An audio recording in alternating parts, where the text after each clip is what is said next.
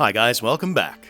In the late 1980s, Hollywood had basically cracked the formula for buddy cop action movies. You just have to take two completely different personalities, force them to work together, throw in explosions, car chases, one-liners, and a corrupt villain, and the audience will automatically show up. Movies like Lethal Weapon had already proved that the formula works. So, when Warner Brothers decided to put Sylvester Stallone and Kurt Russell together in one giant action movie called Tango and Cash, it seemed to be one of the safest franchise bets that one could imagine. On paper, this thing had everything going for it. Stallone was already one of the biggest action stars on the planet, all thanks to franchises like Rocky and Rambo. Kurt Russell had become one of the coolest leading men of the decade through movies like Big Trouble in Little China and Escape from New York. The buddy cop genre was hot, and Warner Brothers gave the film a huge push. The budget reportedly landed around $55 million, which was a really massive amount back in 1989. The studio clearly expected this to become something much bigger than just one movie. But the weird part is, the movie did not actually flop. A lot of people today assume it bombed because there was never a sequel, but that is simply untrue. Tango and Cash made around $63 million domestically and somewhere around $120 to $125 million worldwide. Those are respectable numbers for the time, especially once VHS rentals and cable television success are taken into account. And over the years, the film had built a pretty loyal fan base as an entire generation had discovered it through late-night cable reruns, DVDs, and VHS tapes sitting on rental store shelves. Yet somehow, despite all of that, there was never a sequel, never a proper reboot, and never any serious remake that ever really got off the ground. Every few years, Stallone talks about wanting to do Tango and Cash 2, which makes the fans excited for a few days, but then everything goes quiet again. So what actually happened here? How do you take two massive action stars, put them together in one of the most obvious buddy cop setups ever, and that simply never turn into a real franchise? Well, without wasting any more time, let's get into it. The concept of the movie was pretty basic, which honestly is a part of why it worked. But what actually made Tango and Cash entertaining was the contrast between the two main characters. Tango feels polished, rich, and completely controlled. He wears expensive suits, invests in stocks, and treats police work almost like a corporate business. Cash is the exact opposite. He looks rough, acts impulsively, and constantly behaves like he does not care about rules or authority. So the chemistry is not just about the two arguing with each other.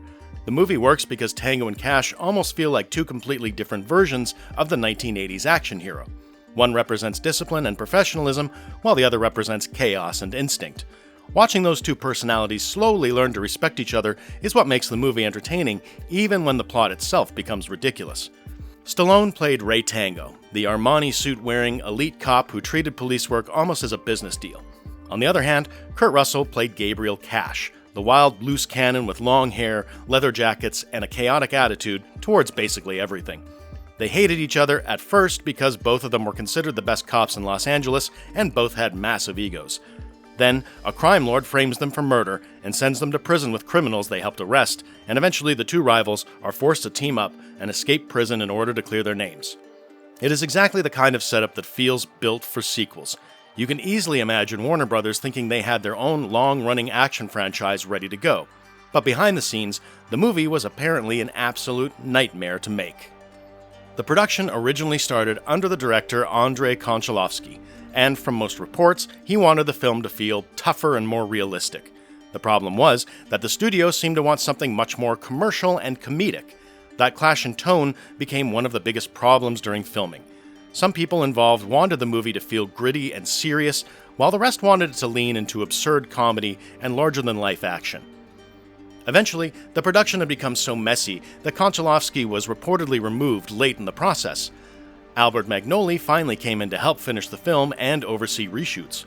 Multiple retrospectives over the years have described constant rewrites, editing problems, tonal confusion, and budget overruns. It was as though the movie was being rebuilt while the cameras were still rolling. And to be honest, you can actually feel that chaos while watching the final film. And the deeper you look into the production, the crazier the situation becomes. Reports over the years suggest that multiple filmmakers ended up being involved in different parts of the movie. Konchalovsky had started the project, Albert Magnoli later came in to help finish it, and action specialist Peter MacDonald reportedly handled parts of the production as well. Even Barry Sonnenfeld, who later became famous for directing Men in Black and The Addams Family, worked on the movie as cinematographer before reportedly being replaced during production. The casting process itself was messy too, as Patrick Swayze was apparently considered for the role of Gabriel Cash before Kurt Russell eventually joined the project.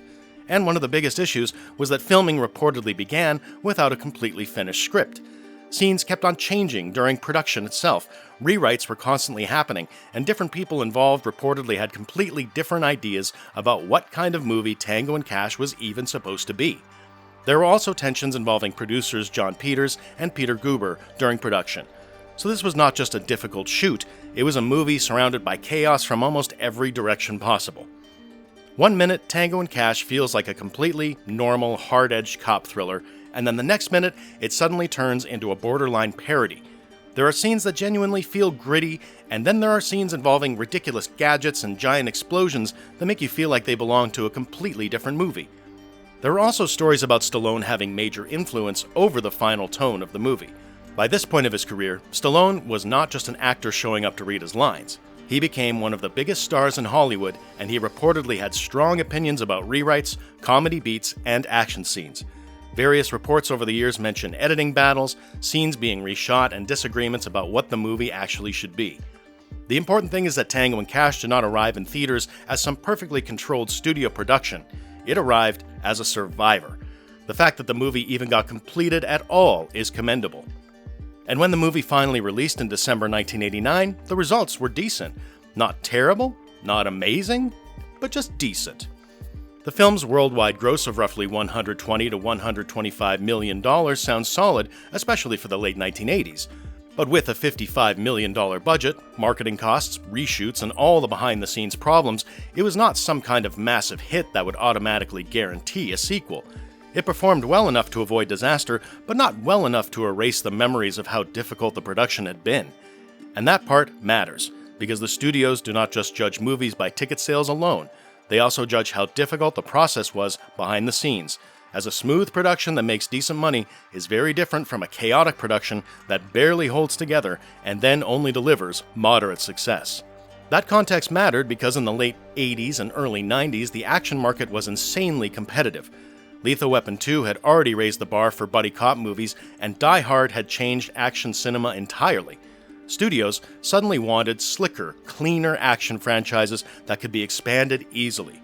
Compared to those movies, Tango and Cash felt much stranger and less controlled. So even though the audience really enjoyed it, Warner Brothers probably looked at the experience and saw a movie that barely survived production and only delivered respectable numbers in return. From a studio perspective, that is not always exciting. Sometimes studios would rather build a brand new franchise than go back into battle on a project they remember to be so exhausting. And that leads to the biggest question of all.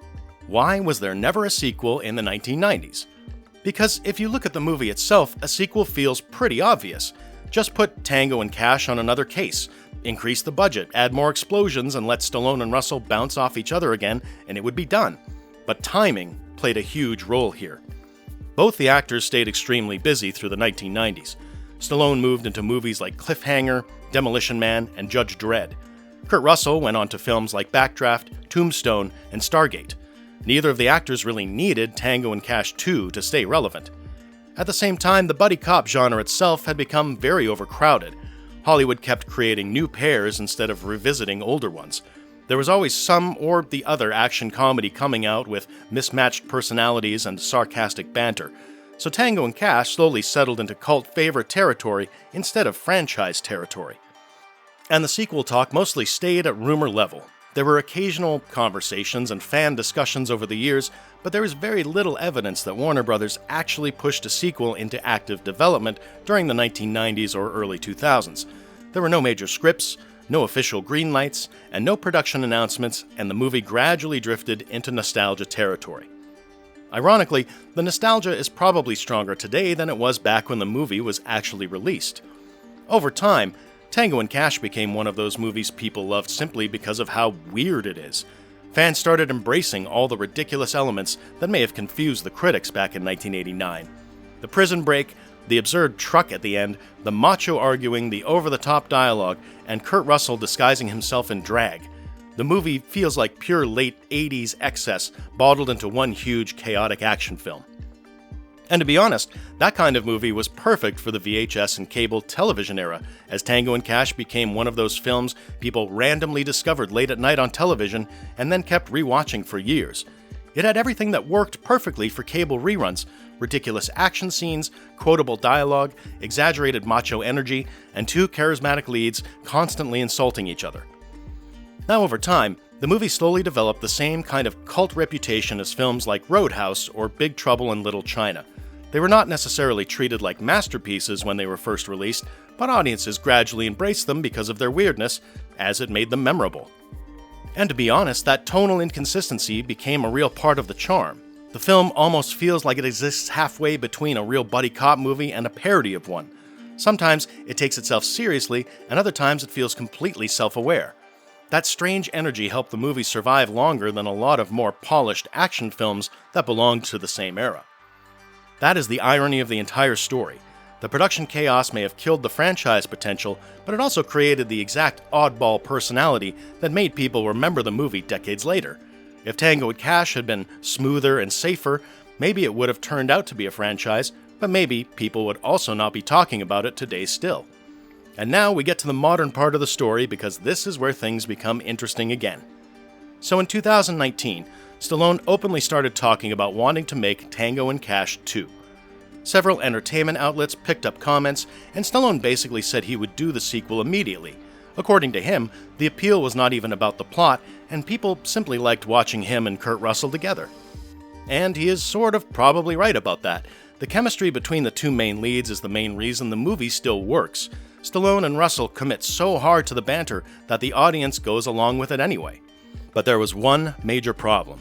Kurt Russell did not really seem nearly as enthusiastic. Stallone himself described Russell's reaction in interviews, and it sounded hesitant at best. Russell reportedly joked that back then they were in their prime, but now they were in their unprime, and that one comment honestly says a lot. It suggests Russell views Tango and Cash as something tied very specifically to that moment in time, and to who they were physically and professionally in 1989. To be honest, that is an important distinction people sometimes ignore online. Just because Stallone is talking about wanting a sequel does not mean a sequel is actually happening. As of now, there is no official greenlight, no announced writer, no director, and no production schedule.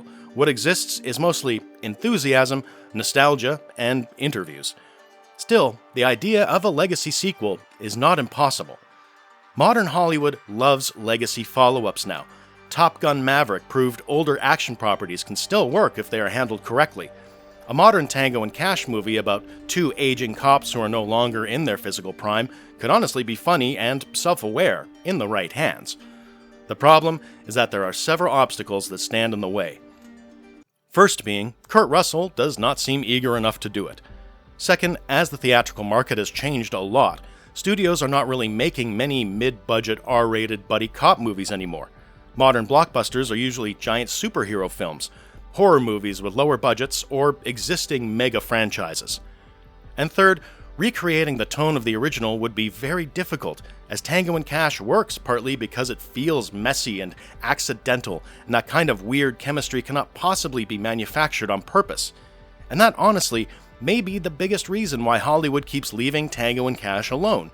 The original movie only worked because it felt unstable in a strangely entertaining way. The tonal inconsistency, the exaggerated masculinity, the strange comedy, and the behind-the-scenes chaos somehow combined into something memorable almost by accident. If a modern sequel became too polished or too self-aware, it could lose the exact chaotic energy fans actually love so much about the original. Then there's the remake question. Right now, there is no evidence that a remake is actively being developed. Most of the remake discussion exists entirely among fans online, as people love fan-casting hypothetical new versions of Tango and Cash. But that is very different from a real studio project entering production. And I feel Hollywood may not even feel such a need to remake it, because the industry has already created spiritual successors over the years. Fast and Furious Presents Hobbs and Shaw basically scratches a lot of the same itch already. Two giant egos constantly arguing while massive action scenes explode around them is not exactly a rare formula anymore. Plus, remaking Tango and Cash means trying to recreate something very specific, the chemistry accident between Stallone and Russell. That is much harder than simply hiring two modern action stars and giving them guns. That is why the franchise remains stuck in this strange limbo. It does not feel like a series that should exist, but somehow does not. And, as of right now, this is where things actually stand. Tango and Cash remains a standalone cult classic owned by Warner Brothers. There is currently no official announcement of a sequel or remake in active production. Sylvester Stallone has repeatedly mentioned that he wants to revisit the property and has also mentioned conversations with Kurt Russell, but Kurt Russell appears pretty much hesitant about returning. And no writers, directors, or release dates have been attached to anything. So the real answer to the title question is pretty simple. Could a sequel or remake happen someday? Sure, Hollywood revives old franchises all the time now, but is Tango and Cash meaningfully moving forward right now? Not really. And to be honest, maybe that strange, unfinished feeling is part of why the movie remains memorable in the first place. Tango and Cash feels like the beginning of a franchise, even though it never became one. It gives off a huge sequel energy without ever actually getting one. That is what makes it such a perfect WTF story. This was a movie that took two huge action stars. It also survived one of the messiest productions of its era and still somehow made money, and then also spent decades slowly turning into a cult favorite through VHS tapes, DVDs, and cable reruns. Most movies that accomplish all that actually get at least one follow-up, but Tango and Cash got nostalgia, a few Stallone interviews, and 30-plus years of fans wondering what could have been. And maybe that is exactly why people still talk about it. The movie did enough right to stay alive in pop culture, enough wrong to scare studios away from expanding it, and now it sits in that weird category of movies Hollywood never fully forgets, but never fully revives either. So that would be it for this video. Do like and subscribe, and let us know in the comments, would you actually want a Tango and Cash sequel with Stallone and Russell in their unprime? Or should this one stay a gloriously chaotic one and done? And if Hollywood ever did remake it, who would you cast as Tango, and who would you cast as Cash?